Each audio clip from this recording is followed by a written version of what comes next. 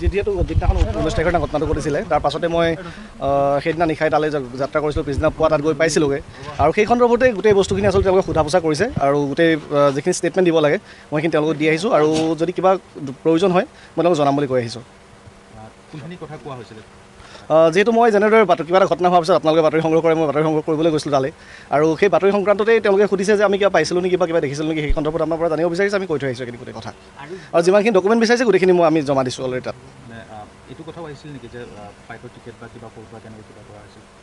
নাই কৰা, কিন্তু মই নিজৰ ফালৰ পৰাই যিখিনি ফ্লাইটৰ টিকট আছিল বা মোৰ যি ভিজা আছিল সেইখিনি মই ইতিমধ্যে তেওঁলোকক জমা কৰিছোঁ। আপুনি ছিংগাপুৰত তেওঁলোকক পাইছিলে শেখৰক বা সিদ্ধাৰ্থক সেইখিনি সময়ত তেওঁলোকৰ এক্সপ্ৰেশ্যনবিলাক কেনেকুৱা আছিল? আপোনাৰ এজন সাংবাদিক হিচাপে আপুনি কি দেখিছিলে?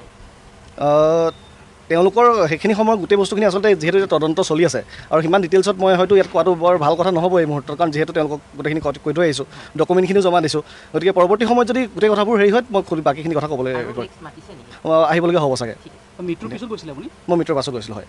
নাই, যিহেতু মোক বিশেষকৈ সেইদিনাখন কি হৈছিল কাৰণ মই সেইদিনাখন হস্পিটেল গৈ পাইছিলোঁগৈ, হস্পিটেলত কি হৈছিল সেই ঘটনাখিনিৰ বিষয়েহে মোক তেওঁলোকে সোধা পোছা কৰিছে, গতিকে সেইখিনি কথা ক'বলৈ মই ইয়াত আজি উপস্থিত হৈছিলোঁ।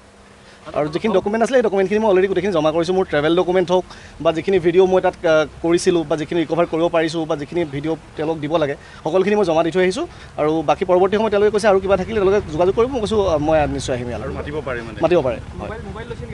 নাই লোৱা নাই।